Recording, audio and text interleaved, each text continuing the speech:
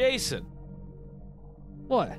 Can you believe all these shitty Marvel Cinematic Universe tier lists we're looking at? Dude, I'm shaking. This is terrible. I don't understand how someone could rank these movies in this way. Isn't there anybody out there who can do this properly? I've been looking, dude. I can't find anybody. Well, I guess there's one thing we need to do, Jason. Just like Thanos did. Yeah. We need to take control. We don't want to, but we have to. Must be done.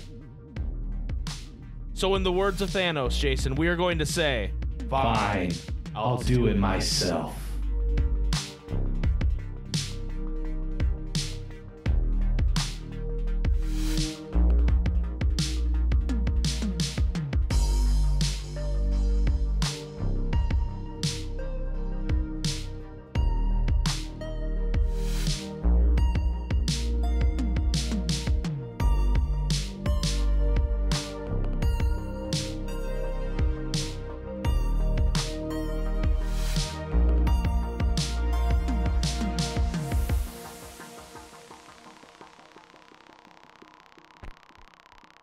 Good tidings, friends, and welcome to Fine, I'll Do It Myself, our Marvel Cinematic Universe tier list podcast, where we've been ranking all the Marvel movies, and then we go back and watch them again and re-rank them.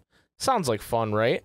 I'm here with my brother Jason. I'm Mike, by the way. I didn't say that, I don't think. Hi, Jason. Today, we are covering Thor Ragnarok, the third movie in the Thor franchise. By all stretches, a good movie. A lot of people call it the only good Thor movie. It's the best Thor movie. Easily. It's the best Thor movie. I think, you know, after last episode where you kind of brightened up on Dark World a little bit, we'll see how and Thor... now I'm gonna hate on Ragnarok. Yeah, right? You just switch. It's dog shit. Let's see what we thought about this movie. We ranked it S tier. But let's see what we said in our tier list episode. Thor, we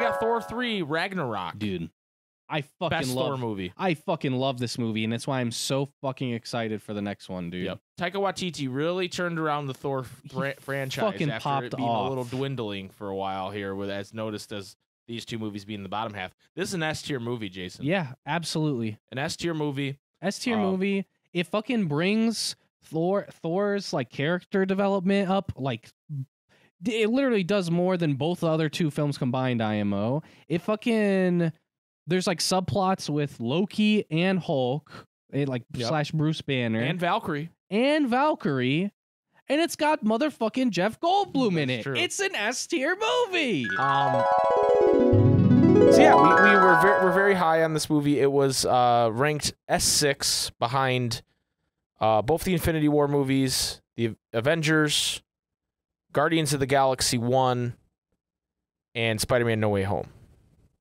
So those were the movies that are in front of it. I think fair. Yeah.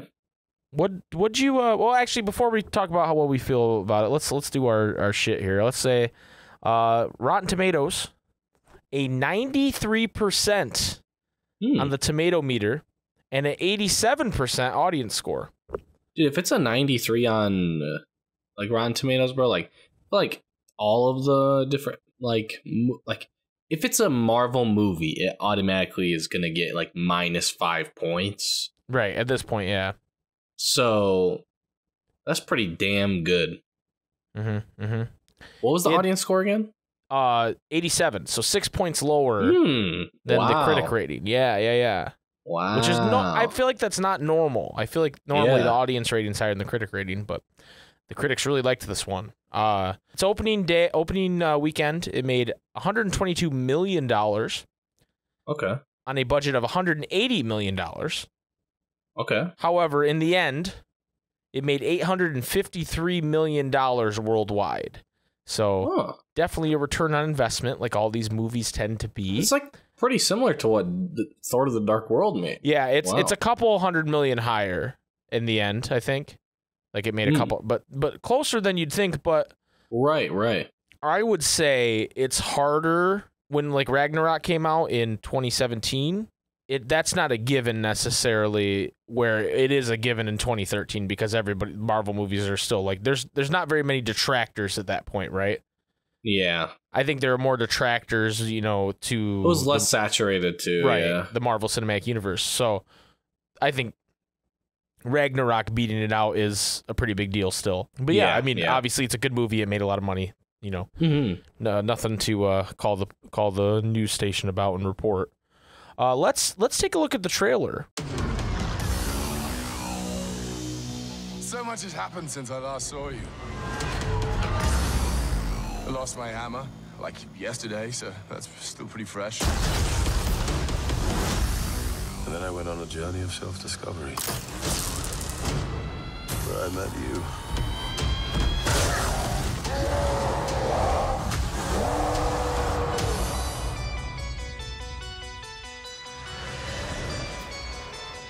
Where are we? You have no idea. Hela, the goddess of death, has invaded Asgard. Oh, I've missed this. And you and I had a fight recently. Did I win? No, I won, easily. Doesn't sound right. Well, it's true. Asgard is dead. And it'll be reborn in my image. I thought you'd be glad to see me. I need to stop her here and now. To prevent Ragnarok, the end of everything. So I'm putting together a team. Like the old days. Surprise! This will be such fun. Hello. Hi. He's a fighter. Here we go!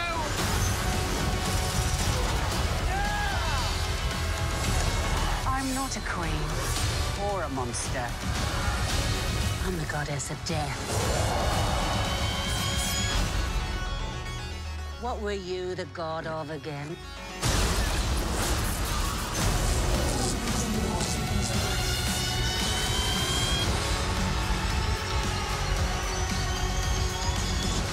We're the same, you and I. Just a couple of hot-headed fools. Yeah, same. Hulk like fire, Thor like water.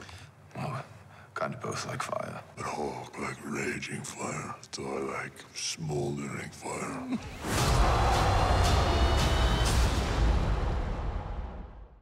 Before we get into categories and stuff, what did you think of Thor Ragnarok on a rewatch? Dude, it was really, really good. I watched it 4th of July with the fam after we went to my uncle's house. And I asked Jazz, our little sister, and I was like, yo, I'm about to watch Ragnarok. Do you want to watch it with me? And so we were watching in the living room, and then my mom and dad came home, and they were like, oh, yeah, let's watch it. And I don't think my dad had ever seen it. See, so I don't know. Time... I feel like he did, and he just fell asleep, though. Maybe, yeah, but like he stayed awake the whole time, like right. he watched it. He was saying stuff throughout the movie, and he thought it was really cool. So I don't know. I think if you can impress somebody my age and impress somebody my dad's age, it's a banger of a movie, dude. Yeah, for sure. I don't know what I expected going into it as far as like how I was going to feel about it, but it's just as good as I remember. I've seen it a couple times. It's probably one of my more watched Marvel Cinematic Universe movies. Yeah. Just because I like the humor in it. And it's, I've been a big fan of Taika Waititi, his stuff for a while, like What We Do in the Shadows. And then, Still need to watch the show. Yeah, I haven't watched the show at all, actually, which is strange. But this, my thought when I was thinking about this when we did tier list is like this, he breathed new life into the Thor franchise. And I still think that. I think that they desperately needed, even though Dark World was better than I remembered, they desperately needed a kind of a reboot for Thor here without making it a reboot. And they did a really good job of that. And that's what's really impressive about it to me is it's not just like a good movie, but it kind of reinvents that character in a very subtle way where it doesn't feel like a reboot, but it extensively it is. You know what I mean? But yeah, they did really good. They do a really good job of, and we'll talk more about this too, but they kind of switch up the cast of characters around Thor and replace them with way more interesting characters. Way better characters. And to be fair, you know, Loki's there still, but like, and Hulk is a fully fledged character that we already knew about. But Valkyrie, an incredible ad. Tessa Thompson, just a great actress, and one of my big celebrity crushes. Kills it as Valkyrie. She's fantastic in the movie. You know, Bruce Banner. Why can't I think? Mark Ruffalo. Mark Ruffalo, when he you know, the mocap and voice acting and stuff he did for Hulk is great. The Hulk CGI looks so good. It's to the point where other CGI in the movie looks terrible in comparison. They really have Hulk down. They really have gotten Hulk down to a science by this point, and that's great because, you know, Hulk's one of my favorite parts of this movie when he's Hulk and he's like sulking and he's anyway. I'm supposed to be saying like overall thoughts, but I'm diving in. But like, great movie. Before let's do the random IMDb trivia, Jason. Okay. So tell me to stop when you want to. Stop. This is my least favorite kind of IMDb trivia.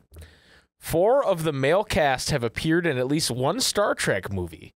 Carl Urban as Scourge played Dr. McCoy in Star Trek 2009 and Star Trek Into Darkness and Star Trek Beyond. Chris Hemsworth was Lieutenant George Kirk in Star Trek. Benedict Cumberbatch played Khan Nguyen Singh in Star Trek Into Darkness. Idris Elba played Krall in Star Trek Beyond. In addition, Clancy Brown guest starred as Zobral in an episode of Star Trek Enterprise Season 1. Like, that's not trivia about Thor Ragnarok. No, not at all. I hate it. All right, we'll do another one. Tell me to stop, Quinn. Just stop. Just stop. This is so not a trivia. The spaceship scene in the mid-credits scene is the Sanctuary 2, which belongs to Thanos. Okay. That's not trivia. I mean, at that time, it was trivia. Yeah. Whatever. All right, we'll do one more. Because that sucked. Give me a stop. Okay. 3, 2, 1, stop. During Thor's bout with the Incredible Hulk, there is a red character standing behind the Grandmaster who resembles Arishem of the Celestials from Marvel Comics. What? That's no way it's Arishem, though. Like, no, he's fucking massive. Right, he's like fucking 6 planets tall. Okay. Anyway, that's IMDb trivia. I'm sure there's some good trivia in there, but we didn't find it. That's the new bit now. Sorry, everybody. So, I kind of liked what we did last time, which was newer, where we went over like the positives and the negatives of the movie. Do you want to start with negatives or positives? I mean, I don't have a lot of negatives, to be honest. So let's do negatives first to get them out of the way, if you have any. Yeah. One of my big negatives, I was telling you this before we started recording, is Carl Urban is absolutely wasted in his role as Scourge. His talent is wasted. Besides the scene at the beginning where he's showing off his guns that are from Texas, and that seems good. And him using the shake weight is just a funny fucking like visual. Him in this big ass armor just fucking shaking the fuck out of the shake weight. and I get what they were trying to do with his character, like, oh, she, you know, if he's not there, she has no one to like talk to. Right? Yeah. His character had to exist because otherwise she's just rambling to herself, you know, in a lot of her scenes. Mm-hmm. However, like, he spends most of the movie just like looking forlorn and sad that he's a bad guy. Yeah, it's very clear that he does not want to do what he's doing. Right. And then like how the first thing she asks him to do, he's like hesitating or whatever. Right. Because he doesn't want to just murder some woman. It is to murder some random girl that he probably knows. Right. Right. So it is like that, but it definitely feels forced that like she wouldn't just fucking immediately kill him, you know? Like, right. She immediately kills Thor's friends. So right. Well, and he's like, I'm just a janitor. And she's like, oh, you look like someone who knows self-preservation. And but then at the end he gets his moment where he pulls out his guns and just starts dude. This gunning. shit had bottomless clip, dude. What in the fuck is dude, that? for sure. Bro actually had max ammo. He did. Like, what the fuck was that, dude? I don't know if you saw it, but he picked up a max ammo. He picked up one as midway. he was jumping. Yeah, as he was getting off the ship, he picked up a max ammo, and he did the dogs round. They are some zombies. Yeah. Yeah. So then he starts beating the shit out of him with it, and then she ends him. Yeah. Which is sad because I really like Karl Urban as an actor. I mean, I've been watching The Boys. I told you this, and he's like the main character, and he's so good in it. And he was good in Star Trek and other things he's been in. But he's been in a lot. But yeah, he's been around. I mean, he's Aomir, so there's also that's right. I always forget that because he looks nothing like he does in anything else. No, with this like blonde ass hair and shit. It's a long time ago too. Right. Yeah. But he's a great actor, so it's sad that they kind of, to me, that feels a bit wasted for that actor, to be in the MCU doing something else. Yeah. I mean, poor Zach Levi, right? yeah, dude. It's so crazy that she just one-shots him, without a word. Completely, like, she says, "I'm Hela." You know what I mean? Like, after she kills them, like, right.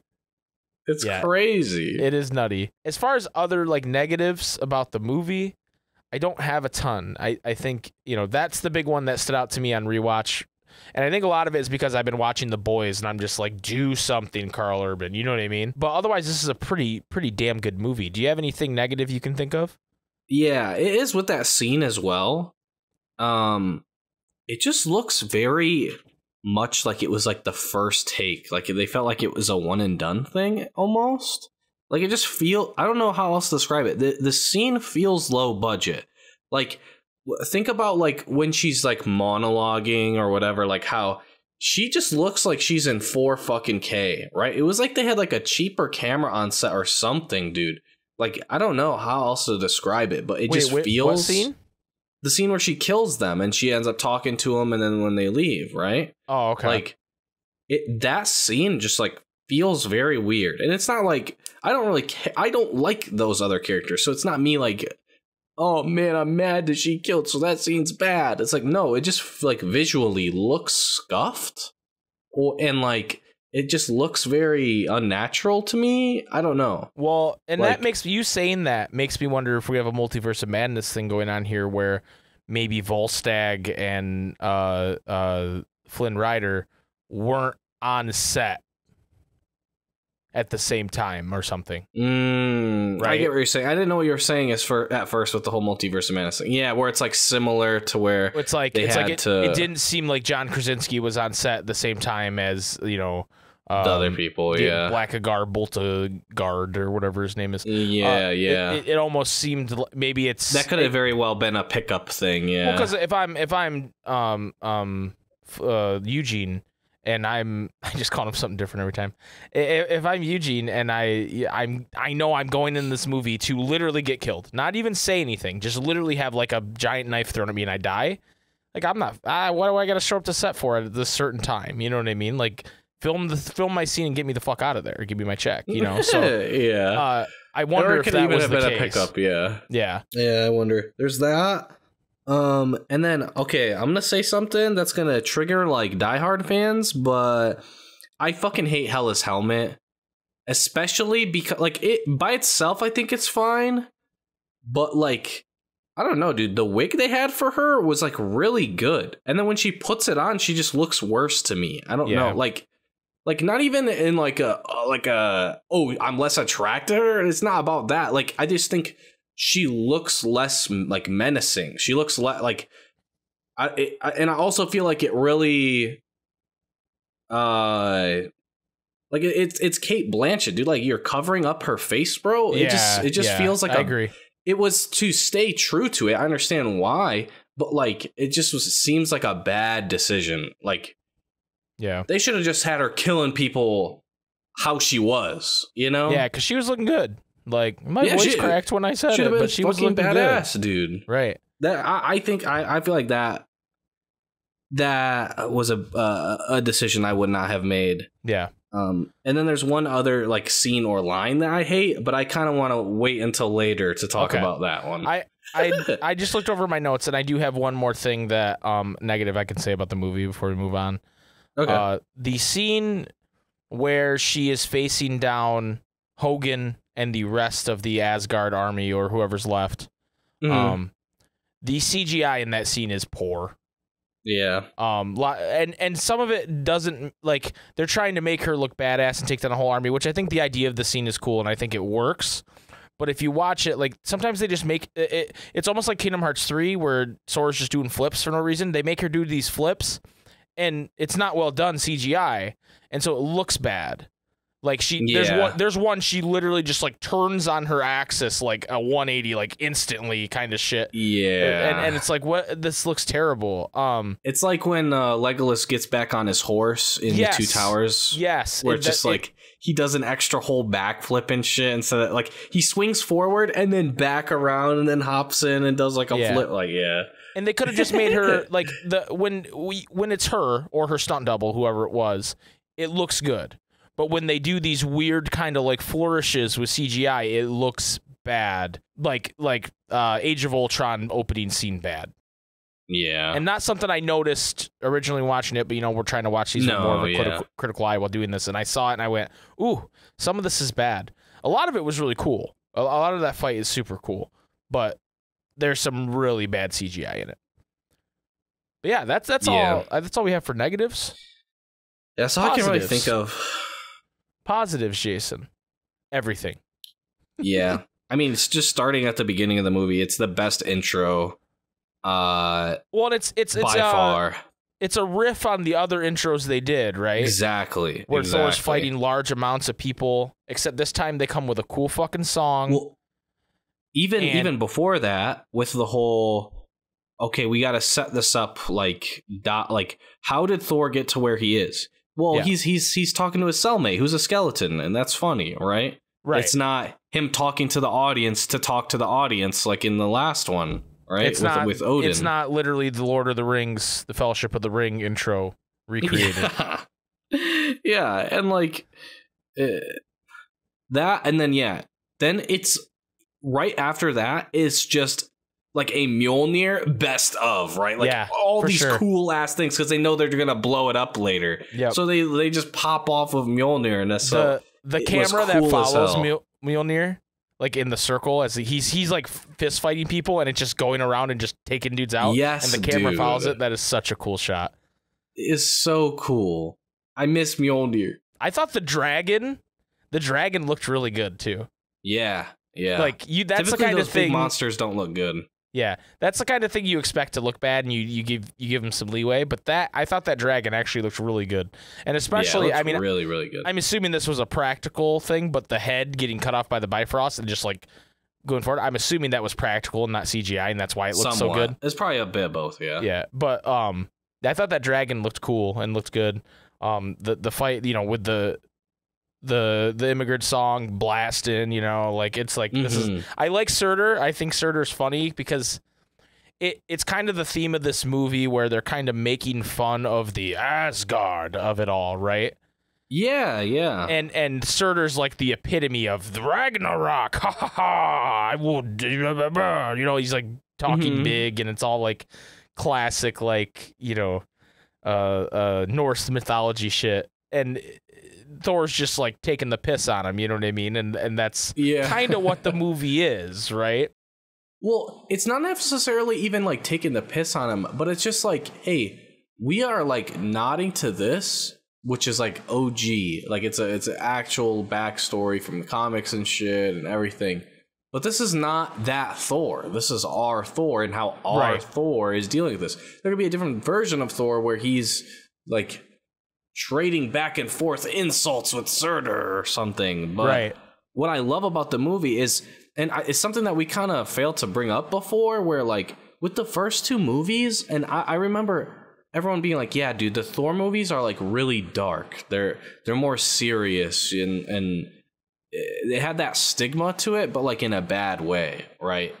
Like how people want Kingdom Hearts to be more dark or whatever, or more serious. It was like that, but then like when you got it, it was bad. Right. And I love how it breaks that cycle without feeling like it's trying to disown what it was before. Agreed. No, I agree. It's and done really well. I think, it was the perfect movie for Taika Waititi to make.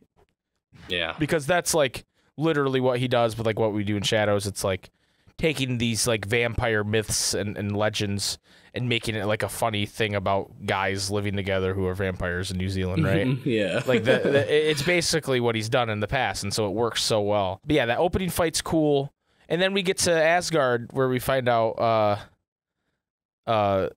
it's not Odin, it's Loki, but the fucking play with Matt Damon is so good.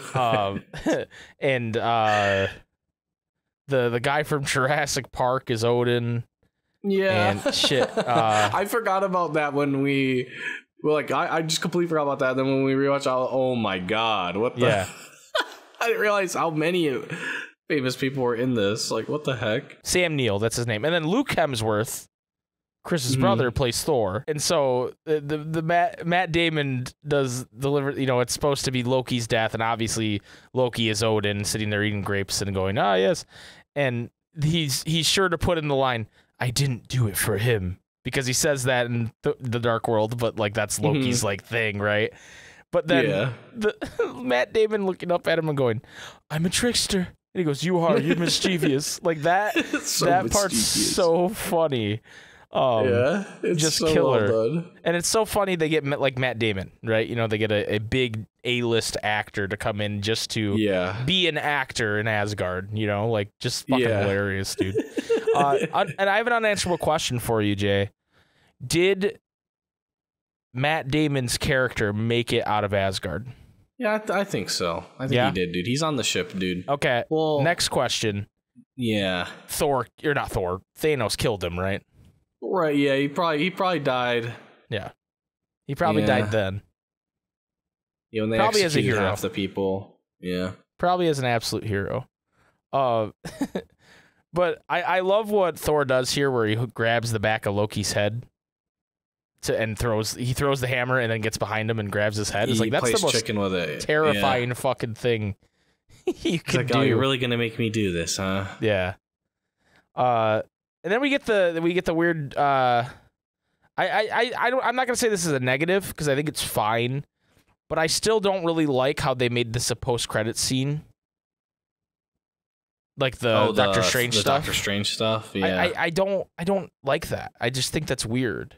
Like the reason the whether or not it's a post-credit scene or not, I really like this scene because it breaks the whole cycle of where the fuck are the other superheroes when this shit is happening? It's like, okay, yeah, now Doctor Strange is here. He, within a few minutes of them getting there or whatever, is grabbing both of them and being like, yo, I got a watch list. This that's his job near the too, top. right?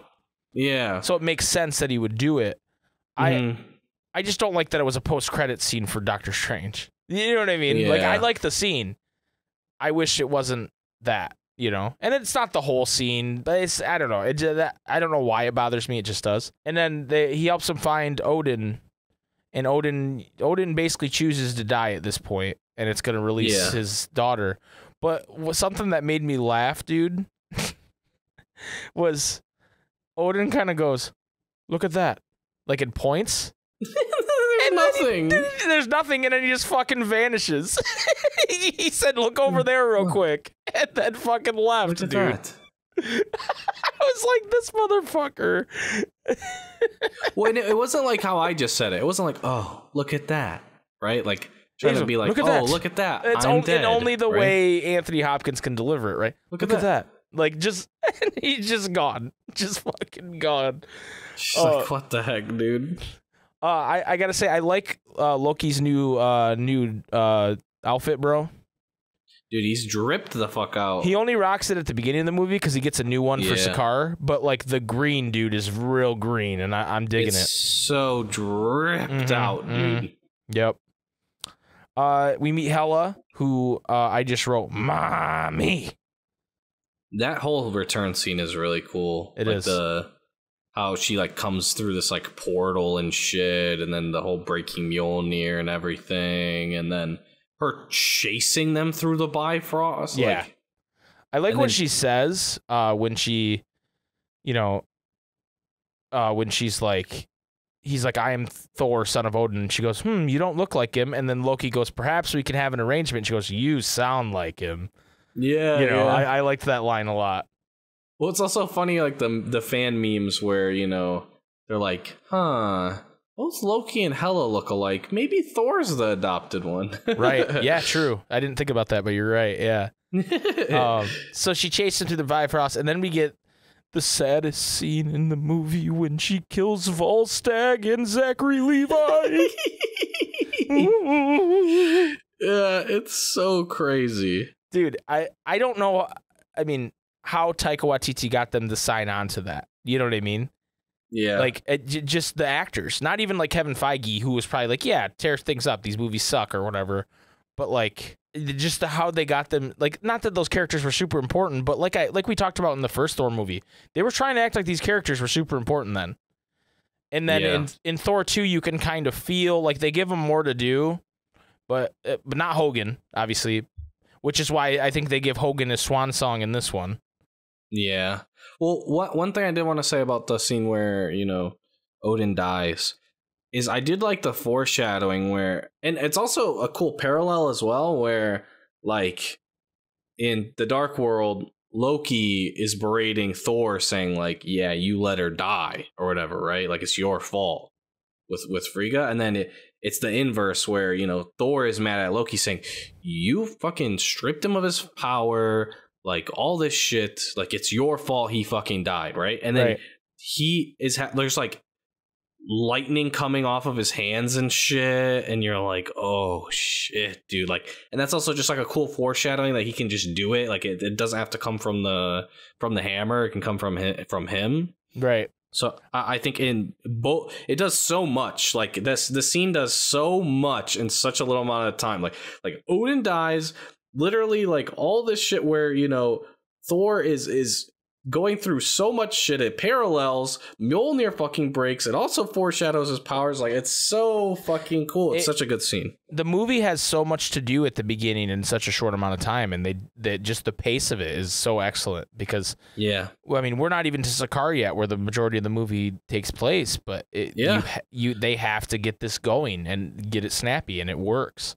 I don't want to go through the movie scene by scene, which is what I started doing, but like we're supposed to be talking about positives right now. But the Grandmaster, Jeff Goldblum, Jeff motherfucking Goldblum, baby. You can okay. So last episode we talked about the end credit scene for Thor: The Dark World with the Collector. Jeff Goldblum is the anti Benicio del Toro. Yeah. Benicio del Toro gets in these movies and he does these weird voices and it stutters and it sucks. I hate it. It's distracting. It's not fun for anybody but Benicio del Toro. He's having a great fucking time. No one else is. Yeah. Jeff Goldblum, everybody's having a good fucking time, dude. He's quirky and he's the same guy in every movie, but who cares because it's fun and he's just him at this point. In any movie he's in, he's just playing him, and it's it's beautiful. And he has so many different things he says in this movie that are just incredible lines. One being, he talks about how time passes differently in Sakaar. He goes, on any other world, I'd be millions of years old, but here on Sakaar, and he just kind of makes a face, and you have no fucking clue what he was gonna say. You know what I mean? He just, just like grimaces. It's like so fucking funny. And then my other favorite one is later on, when he's talking. I don't remember his like assistant's name. I don't think she. I don't even know if she has. She probably has a name, but they don't say it. Topaz, maybe. Yeah, it's Topaz. Maybe. And they're walking, and he's like, "Revolution? How did this happen?" And she goes, I don't know, but the arena's mainframe for the Venus disk have been deactivated and the slaves have armed themselves. And he goes, oh, I don't like that word. And she's like, mainframe? He goes, no, why would I not like mainframe? The S word. And she goes, sorry, the prisoners with jobs have armed themselves. And he kind of just stands there for a second and then smiles and goes, okay, that's better. Like, he's just I like that. So fucking ridiculous. I love the holograms he projects, whether it's in the arena and in the city, and he's just like doing all kinds of weird shit with his hands. Yeah. It's just, he's just so good in this movie, dude. Like, also how it's like cut together too. Like, you can tell it's like multiple transmissions, or how they do it is it makes it seems like multiple transmission, where it almost feels like a cut where he's like, take to the sky or whatever. Yeah. Like, don't let them leave this planet. Like, yeah. It's like a propaganda thing. Right. He's so good. He's a typical leader, you know, he's a cult of personality, a typical evil leader. A cult of personality and just demanding things and manipulating people, but he's so funny in it. He kills his cousin and he's like, I'm stepping in it. I'm stepping in it. He's just like deranged, but in like such a like funny way. And I, you know, I just love him in the movie. The fucking when they steal a ship and they're like, yeah, it's a pleasure ship. There's no guns on it. He just uses it for his orgies. And then Bruce Banner's like, there has to be guns. This looks like a gun. And it starts shooting fireworks. It's like, it's my birthday. That's like great. Not even like someone singing happy birthday to him. It's him going, it's my birthday. Like, so fucking funny. Centered. Yeah. I fucking love it, dude. All right, that was my segment where I talked about Jeff Goldblum nonstop for 5 minutes, but I love Jeff Goldblum, dude. I'm not into men, but I would kiss Jeff Goldblum on the lips if I saw him. True. Also, underrated scene that I also forgot about is when it's like when he gets his hair cut or whatever, and then he wakes up in the chair, or maybe it's before he gets his haircut. He is like in a simulation type thing. Yeah, the Willy Wonka thing. It's playing the Willy Wonka theme. Like, that's actually super underrated. It kind of gives me Loki vibes, right? Yeah, where it's like they're doing a little explanation to you, but it's also to the character. So it feels not like they're just exposition dumping you. It's done well. Right. No, I agree. I love that. I mean, pretty much everything on Sakaar is incredible. Yeah.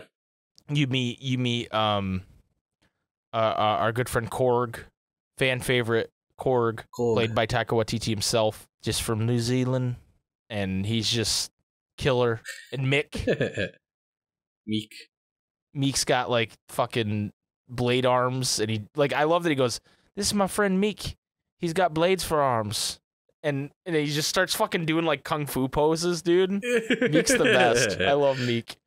I also love the Hulk in this movie. I love Bruce Banner in the movie, but I also love the Hulk. The Hulk is a treasure. When him and Thor get in the argument, and Thor's like, you're right, Earth does hate you. And he starts like, like a little child, dude. Oh my god, that kills me, dude. It's so well animated. Yeah. He's just like a little fucking kid, you know? He's like a little baby. Right, and I fucking love it, dude. I didn't mean that. I do love Smart Hulk that we get in later movies, because I like that it can just be Mark Ruffalo as Hulk, you know? Yeah. But the casualty of Baby Hulk is still something that I'm going to be sad about for a long time. That's true. Because it's so good in this movie. He didn't get to be his full Hulk mode for long. At least that we see, right? I also love Valkyrie in this movie. It's crazy. I love all these characters. Valkyrie seems like kind of a funny character that drinks a lot and she falls off her thing or whatever, but then they reveal a lot of shit that she had to deal with as a Valkyrie, which it's strange that they don't give her a name, because Valkyrie is like her title within the Asgardian army, right? Yeah, well, first she's just like Scrapper 142 or whatever. And then I'm trying to think of like a good... It's like calling Captain America Captain. I don't know. Yeah. That's how I think of it. Yeah. She's like the only Valkyrie that exists. Presumably she's the only Valkyrie left, yes. I mean, I don't think even in later movies, I don't think they give her a name, do they? She's just not Valkyrie. really in it. She's not really in anything except for like the team up. Yeah, I suppose that's true. I guess maybe we'll find out in the new movie. But We better.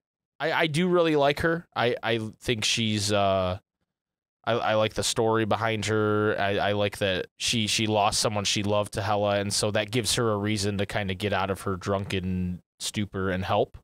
It takes Loki kind of searching her memories and seeing it to get her to do that, but I like that they give her a reason other than just, oh, she wants to help Thor because he's cute or whatever, right? Yeah, well, and they don't beat you over the head with like how she got there. Like, obviously, the idea is that wherever they were, she like fell off of, right? Like similarly to like when they fell out the Bifrost, like that's how she ended up there.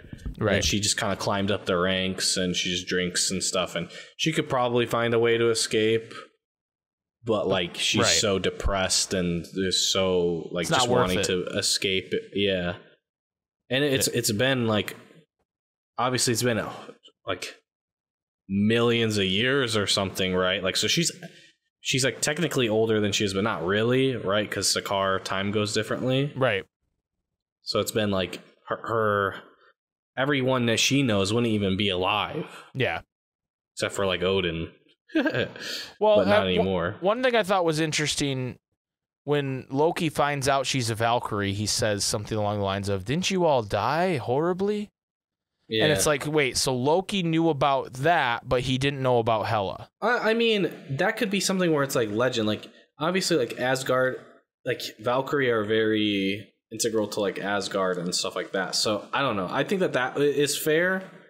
No, I wasn't saying it was bad. I just wondered what Loki knows. You know what I mean? Yeah, it is interesting, and I feel like that would be something that mainly only like Loki and a handful of people would even know, right? For sure. Like, it's in like their history books and stuff, but like probably not the same, right? Like they died in just like a battle in one of the 9 realms or something, right? Mm-hmm. Protecting Odin.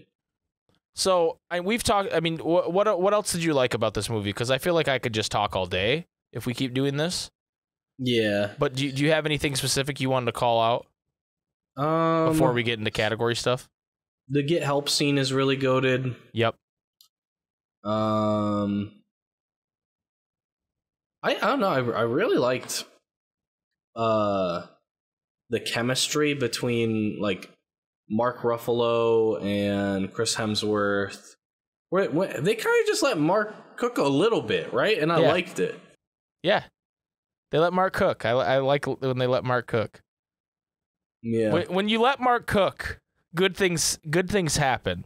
Like in the Infinity Wars stuff when he's like, I see this as an absolute win. You know, you're letting Mark cook, dude. Yeah. Well, even way back when they're on the helicarrier for the first time, and it's like Tony and him meeting for the first time. I think that scene is really underrated too. So yeah. Mark's a good actor, dude. Yeah.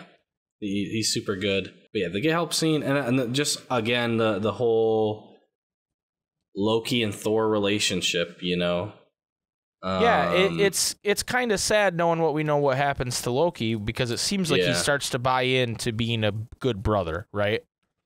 Somewhat, yeah, because you know he's got the Tesseract in his back pocket at the end. So, well, I mean, okay, who knows? At the same time, though, like, are you just gonna leave something like that on the planet to get blown up? Probably not. Yeah, I think that's just smart. Now, not telling Thor about it's a little, you know, but you know, he comes and he does the right thing at the end of the day, and you know, I think it's good that we got that out of him before we see his demise in that movie, even though, you know, we didn't know we were going to get a television show about an alternate universe Loki, which was great because we love seeing more of Loki. But I'm glad he kind of redeemed himself, so to speak, by bringing the revolution to Asgard to help them in that ship. Yeah, because that's what it's like. Not be like it's kind of you can infer it, right?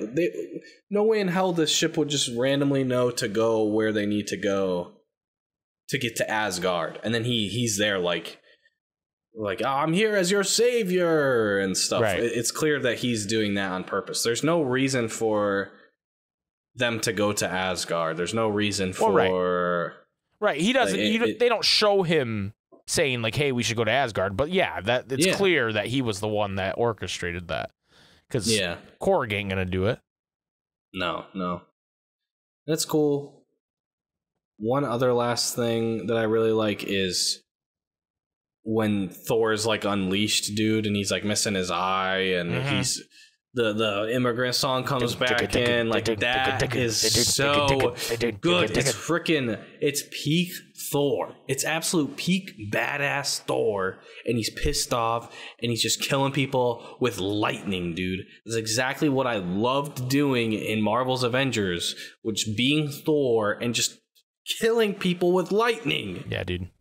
It's juiced.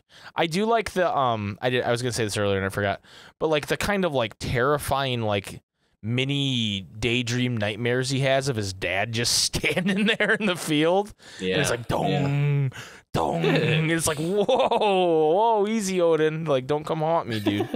It's like no, you're stronger. You're stronger. Let's do some categories, dude. First of all, I'm excited for this. I want to get to this one first because I. Off a recording told you that I unfortunately did not have a nomination for the Wong "Fortify Your Minds" line, but you said you have one for me, so I'm excited to hear it. It's fucking Hogan, dude. His line delivery, it's like it's to me it's more like in a bad way where I like "Fortify Your Minds." So she does this whole monologue, and obviously it's part of the joke, right? But then she's like talking about how, like, obviously you guys don't know who I am, and I'm explaining all this stuff in front of an army, just hella things, right? Because she knows she's not in any danger, right?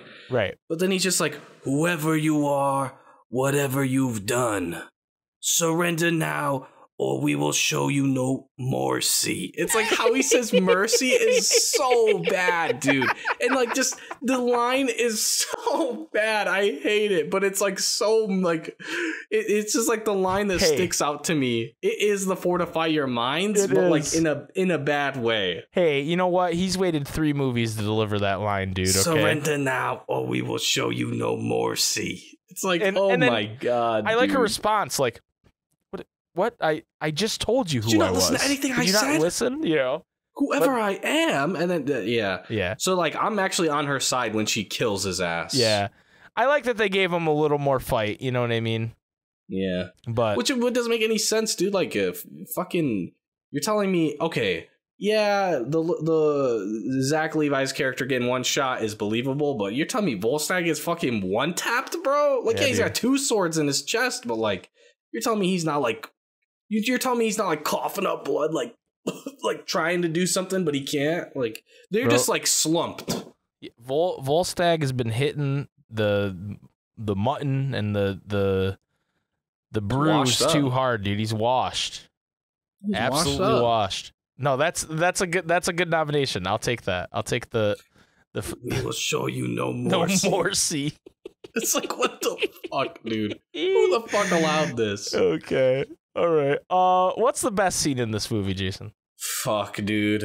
There's so many. Probably when Thor and Hulk fight. Really? Okay. It is so a really good scene because it sets up like, you see Thor with his haircut for the first time. He's the cool looking helmet. Like a badass. It's his first fight ever without Mjolnir, and so it feels really weird. You're like, who the fuck is this champion? And they didn't really foreshadow it much, unless you count him wearing a fucking green and purple shirt. I know that's IMDb trivia. Yeah. When they go to look for Odin, he's wearing a purple and green shirt, and people are saying that that's supposed to be an homage to that. I don't think so, but maybe. That's a stretch. The one thing I was going to say is if you pay attention when Valkyrie's ship has Thor in it and they're going into the tower, you can see the Hulk face being built. Because they have all the champions on there. Yeah. So you could, if you're paying it, it's real quick. If you're paying attention, you can see it. But the first time watching that movie, no, I don't think anybody's catching that. Yeah. Yeah. So, and then you see that it's him, and then he's happy, and then like everyone's chanting, and then Loki's really uncomfortable, and there's all those scenes. He's like, he's a friend from work. That's like another one that I feel like is pretty good, line delivery wise. Dude, you want some IMDb trivia about that? There was a Make-A-Wish kid on set, and he suggested that line, and they went with it. Dang, what a legend, dude! Dude, that is a goated line. Legendary. That is a goated ass line, right?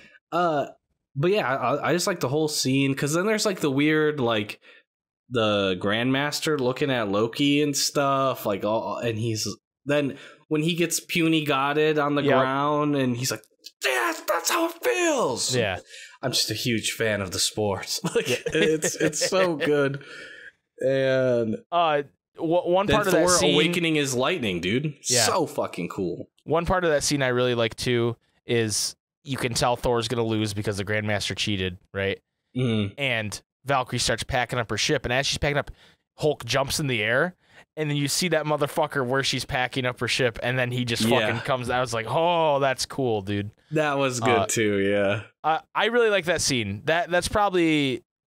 If it's not my favorite scene or the best scene, there's one more scene I want to nominate, and it's a scene you mentioned earlier where, you know, the immigrant song's playing and Thor just lost his eye, but he's coming down with the thunder, and then you cut to Valkyrie setting off the fireworks on the spaceship. That scene is so good too. She's just slicing down. Yeah, she swag walks up and just starts taking down zombies, and then Hulk's hair flip. Yeah, Hulk's like wrestling with the dog in the water, you know.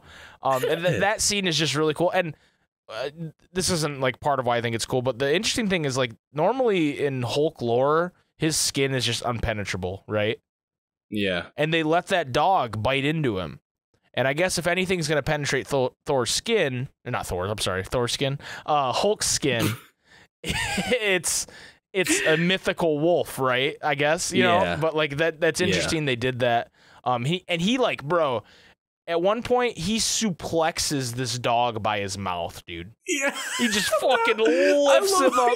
He does fucking suplex him. He suplexes him by his jaw, dude. It's fucking incredible. But I would nominate that scene because I think that scene's really good. It's those two for sure. Yeah, those are the two best scenes in the movie as far as, I mean, action and just like overall like cool shit. Yeah, I think they take the cake hit for both. Best action and best scene. I'm gonna honorable mention fucking Heimdall in the woods.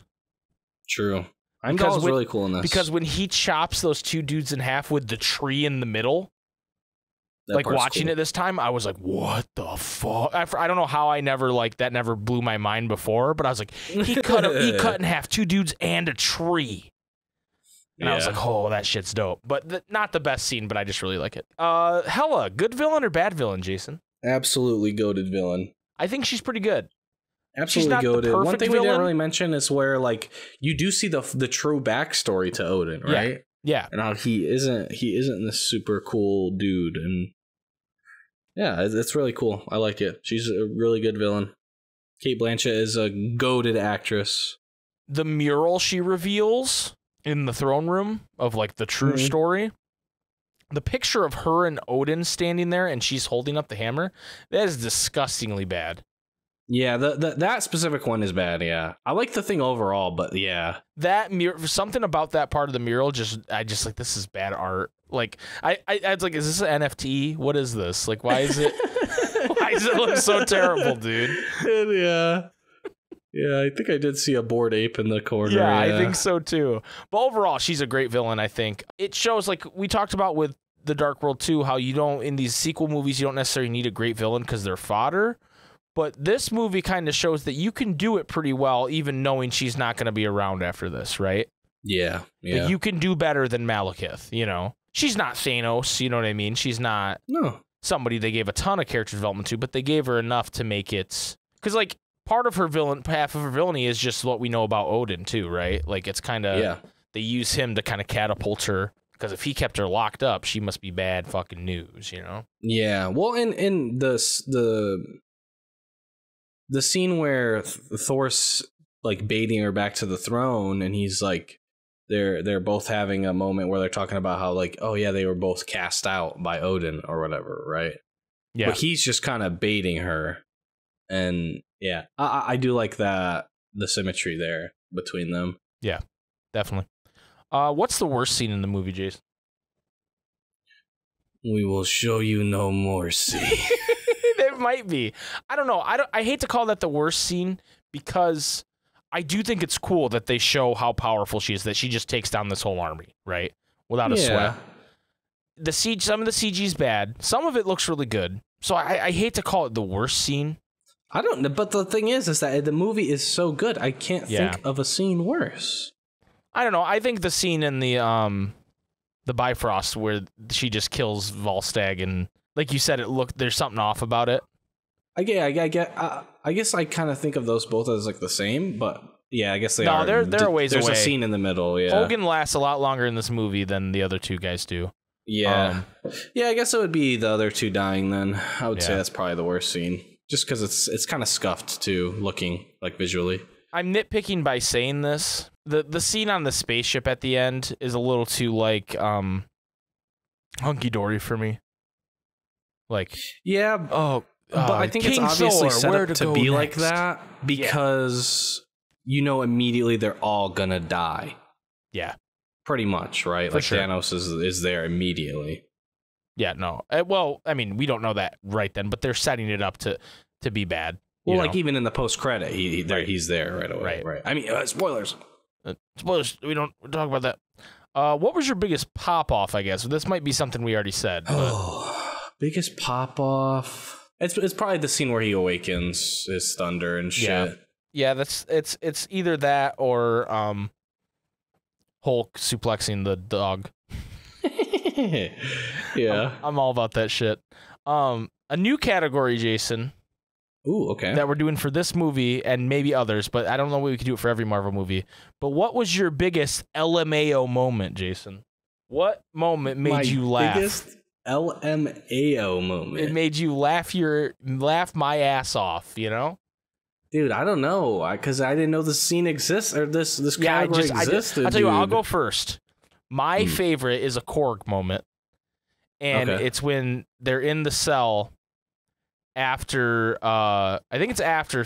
No, it's before Thor fights Hulk, and Loki comes to him, and he's not there, obviously, and he's. I know what you're talking about. And he's throwing shit at him. And it's going through him, and I like that scene in general. But then at the end, fucking Korg runs up and kicks as the wall he disappears and goes, "Piss off, ghost!" That one did make me. And then he turns around and goes, "He's freaking gone." yeah.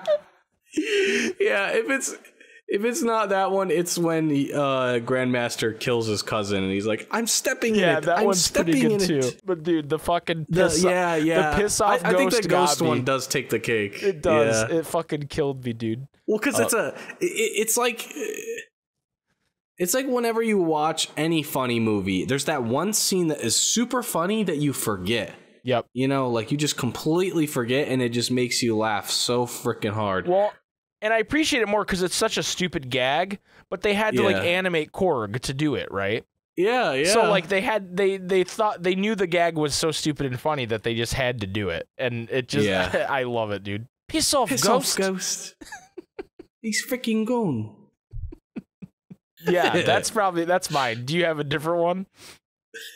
No, it's that or the Grandmaster killing his cousin and then anytime the Grandmaster's on screen, he's pretty funny. Yeah. There's so much comedy in this, and it does not feel overbearing. It's not no fucking Darcy shit, dude. Yeah. Like the only time they get close to Darcy, and this bit I think is funny, but it's not as funny as they think it is the Hulk like fire. And he's like, "Whoa, Thor's like a fire." Like when they do that bit, like Thor like water. Yeah, Thor like water. I think it works more because it's Hulk. Yeah. The only part where I feel like it is a bit try hard and like very clear that it's like, okay, yeah, this is super fucking funny, is when they have Loki tied up, and I like Bro, don't tell me you're gonna hate on the snake story. Yeah, no, I like how Mark Ruffalo starts it, but then like how it turns, it does feel a little bit weird, like just a little bit. The right? snake story "One makes time me when we were laugh every children." time. Like it does. It's a little on the nose to me, but I still like it. Well, the reason I like it is because it subverts your expectations a little bit, because you think he's gonna say he turned into a snake and bit me, Yeah. but then he says he turned into a snake, and then I picked up a snake, and he turned back into himself, and it's me, and then stabbed me. We were 8. It feels like a Star-Lord joke to me. So that's why it just feels like it feels a little weird coming from Thor. Okay, fair enough. They maybe took Thor a little bit out of his comfort zone character-wise with it, but I still think it's funny. I also like, and since we're talking about just funny shit, the sun's getting real low. The sun's going down. The sun's going down. The sun's getting like the amount of times he says it, like making fun of that bit. Because to me, that's like such a like fucking Joss Whedon bullshit fucking like bit. You know, like the whole sun's getting real low, big guy, and it's like that's so stupid. So for them to make fun of it so much in this movie makes me laugh. I will say something that made me pause watching the movie is, you know, obviously he's been Hulk for 2 years. He shows up at the Quinjet and he's like, "Friends, stay," and he's fucking wrecking the thing. And but then the video of Black Widow shows up and it causes him to become Banner again. But they don't ever really revisit Hulk and her, do they? I think I think they allude to it. Well, because they're both neither of them got blipped, and there's it doesn't. I so think, Hulk come the way the timeline works is in Infinity War. Hulk flies down from the sky to warn them of Thanos, right? Yeah, and then that whole stuff happens, like that whole movie happens, and then at the end everybody gets blipped, and then there's a 5-year period where Nat and Hulk are alive and neither of them are blipped, and as far as we know, in Endgame, they barely talk to each other. Yeah, I don't know. That's something that's a bit wasted. Yeah, so I'm not really sure. Well, when we watch those movies, I'll have to keep an eye out for it. And yeah, obviously nothing's gonna happen now because she did. But yeah, she did. It's interesting how they kind of abandoned that love story. Well, and also that he gets the character development off screen is a bit cringe too. Like, that's such a big jump to go from Hulk and Banner to, like, they're merged, you know? See, I don't have... Oh, you mean that he turns into Smart Hulk? Yeah. Yeah. No, I get that. That's a bit I get wasted. That. I thought you were saying in this movie, and I was like, well, he just... he never got out of it. Oh, no. Yeah, just not that... Not that I want, like, a whole solo Hulk movie or something, but, like, I just think it would have been cool to have it in something, you know? Like... Yeah, for sure. Okay, what's your favorite Easter egg, Marvel Easter egg? Probably, I like, a lot of people don't like it, but I like it, is when Hela's going down the treasure room or whatever. Oh, and she pushes over the fake Infinity She's Gauntlet. like retconning the shit and stuff, yeah. No, I liked that. My favorite is probably that Thor has to say point break. Yeah. Because of course that's what Tony Stark would make his code word. Yeah. And I like Ruffalo in the Tony Stark clothes. Yep. And when he puts on the glasses, he goes, "You'll be Gypsy and I'll be Tony Stark." It's like no one knows who Tony Stark is, you freak, you know. Yeah. But it just that part made me laugh too and giggle. Well, it's like no one's looking for you. No one knows who you are, bro. Right. They only know who Hulk is. Of course, Tony Stark just had trendy, non-prescription glasses hanging out in the Quinjet, you know? Yeah. Classic Tony. I mean, I'm ssure there's a ton, but it's just like, yeah. Yeah, here's an IMDb trivia-ish one. One of the champions that is is on the tower looks a lot like Beta Ray Bill. Who is like the alien horse-looking guy who also wields Mjolnir.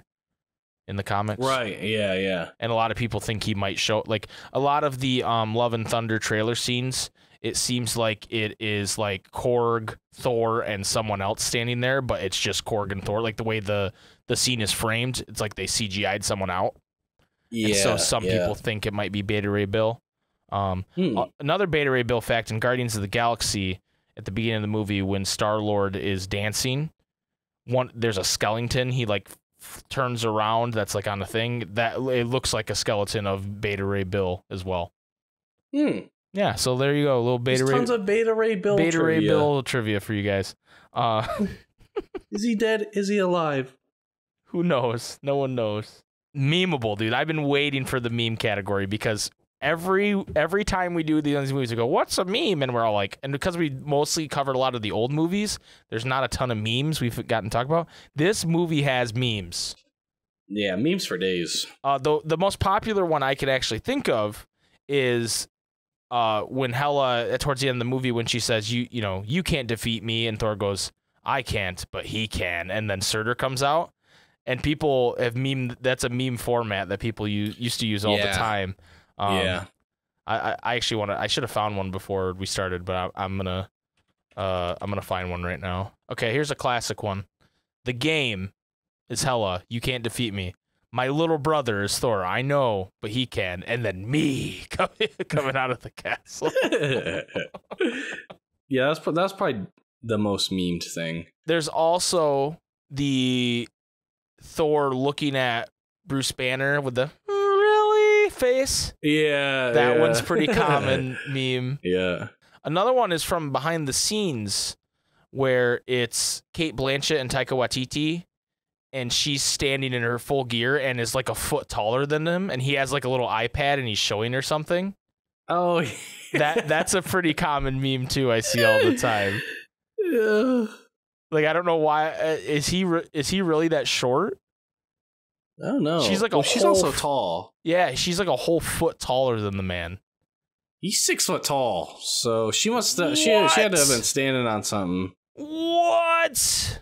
How tall is she? She's 7 foot tall. No. No, she's shorter. She's 5'8". Okay, so she must have had some lifts on and been standing on something. But in the picture, she's a whole foot taller than him, dude. It's like insane. I'm looking at it right now. But the most popular one is definitely the "You can't defeat me. I know, but he can." Like that's it's that and the really. Yeah. And sometimes it's coupled with when he is like doing the sun's real low, and then like Hulk ends up grabbing his hand and beating hell. Mm-hmm. When I search Thor Ragnarok memes, one that I'm seeing a lot of is when he's like, "Yes." Oh yeah, that would be a pretty easy meme format.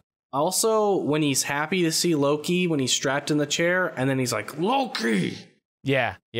Actually, this one's interesting. It's not one I've seen a lot of, but it's someone tweeted freshman year versus senior year, Thor Ragnarok, and it's Carl Urban and Kate Blanchett and their roles in Lord of the Rings lined up with Thor Ragnarok. Yeah. That's good. Mm-hmm. Good meme. There's just this scene where like the ship is flying away and there's all the dead people on the bridge, and then there's Hela. It's like literally right before that meme, right? Mm-hmm. But over top of her face is just a picture of the Wither from Minecraft. What the fuck? Like, it's just like the Wither killed everybody. Jesus. That's so random. Guys, when talking about the male G-spot, you mean the devil's anus? Okay, that's good. That's good. Anyway, memes. There are memes with this movie. It's the first time we've had memes. Stan Lee cameo. Pretty good. Yeah, really good. When he's probably like, one of my favorites. When he's like, "You will not." Yeah, he's very assertive with him and yelling at him, and then his arm opens up, and he goes, "Please don't cut my hair, sir." And you just hear him like maniacally laughing. Yeah, dude, that cameo made me pop off in the theater. Yeah. The first time I seen it. Yeah, it was good. It was such a good cameo. I think that's all the categories, Jason. Is there anything in your notes that we missed, or no? No, I think we covered it. We've talked about this movie for a long time. We like this movie a lot. We rated it originally in the S tier. And I don't think that's changing. Hell no. Where would you like to put Thor Ragnarok? If we ranked it where we ranked it last time, it would S6, but right now, the only movies we have in S right now are Spider-Man Far From Home and Iron Man. I guess I still think it's an S tier movie. Do you like it more than Iron Man after rewatch? Because I think originally Iron Man was behind it. Yeah. I think it's better than Iron Man. I think it is as well. Is it better than No Way Home? That's a tough one. Yeah. Because part of the reason we rank No Way Home so high is, one, it's a good movie. But two, it was really like a cultural event style situation, we said. Yeah, exactly. And Thor Ragnarok was not that. It's a very good movie. This is tough. Because my heart is saying I like Ragnarok more. Yeah, but I'm like trying to think, like, is this just like recency bias, right? Right, like, right. And there was a joke I made before, but it's like actually real, dude. Like, is just gonna be, oh, this is the movie we've seen most recently, so it gets fucking put back up. I don't think now we've been gotta doing fucking that. go back through the whole fucking thing again. Because if we had been doing that, I think we would have ranked Multiverse of Madness higher. I think if we were going by recency bias, we would have been like, yo, this is an S tier movie. Fucking Blackguard Boltagon's head explodes. It's fucking sick. She snaps Professor X's neck. That's Put true. it in That's S tier. true. Right? So I think we've been pretty decent about that. I think we leave it behind No Way Home. Yeah, I think that's so the right too. call. Right now, our rankings are, in S tier, we have Spider-Man No Way Home, Thor Ragnarok, Iron Man. A tier, we have Multiverse of Madness, Doctor Strange and the Multiverse of Madness. B, we have Doctor Strange and Thor. C, we have Thor the Dark World and Eternals. And that's our tier list, ladies and gentlemen. So far. Yeah. I feel good about it now. I was thinking about it, and like I literally went and saw Spider-Man multiple times in theater, and it was still so good. And yeah, I feel good about it. It's definitely better than Iron Man. You know, Iron Man is absolutely goated. Yep. Yeah, we're definitely, when we're ranking that movie, we're splitting hairs. You know what I mean? Like, it's... Yeah. That's how it's going to get hard, where we're really going to have to be like, is it better than this? Is it better than that? Well, especially because we haven't done any of the Avengers movies, which range from okay to best movies possibly in the MCU, right? So that's going to make it tough. I don't know. We'll see where Thor and Love and Thunder leaves us too, because that too. I'm excited. That's going to be a good movie. Week. So we're going to go see that next week, guys. And then we are going to do the podcast on it right away. So hope you'll please look forward to that. We are very excited for Thor, Love and Thunder. It's been a long time in the making. I think Christian Bale just looks absolutely menacing as Gore the God Butcher, dude. Yeah, he looks really cool. And I'm excited for him instead of, I know he's been a villain in other things famously, but, I mostly identify with him as Batman, right? True. And so I'm pretty excited to see him be a deranged individual. Yeah, I keep seeing a lot of, like, press release things where people are saying that, like, his character is he's a good villain where you can understand where he's coming from type shit on some, like there's going to be some people being like, Gore was right. Right.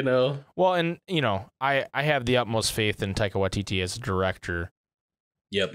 He doesn't want to just make the same old, right? He aspires for more in his filmmaking, and I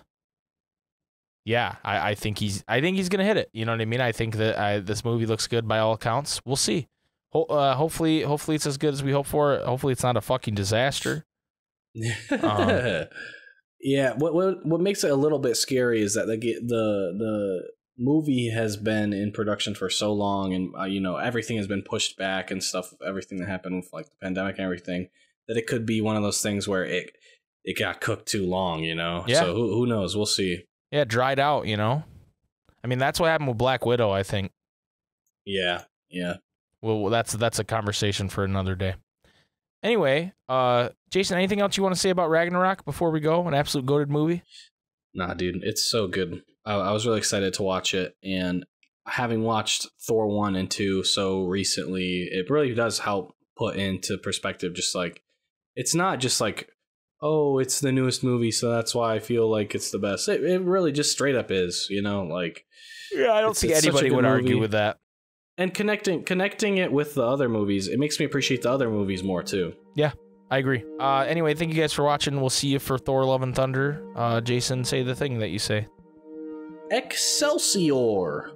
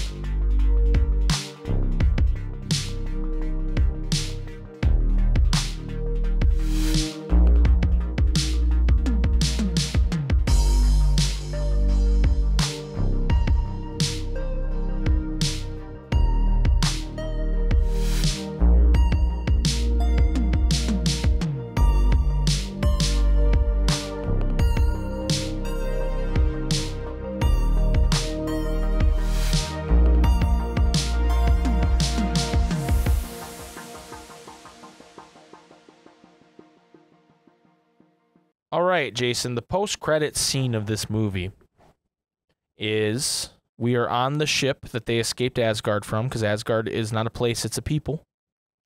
Yep. And Loki and Thor are having a conversation about going back to Earth, and Loki asks him, hey, do you think it's the right idea to go back to Earth? And Thor says, of course, I'm loved on Earth. People think I'm great. And he goes, yeah, but what about me? He goes, yeah, it's probably not a good idea, but don't worry, we'll make it work. I think everything's going to turn out fine. And almost as he says that, they look in awe out the window as Thanos' ship descends upon them. One of my favorite...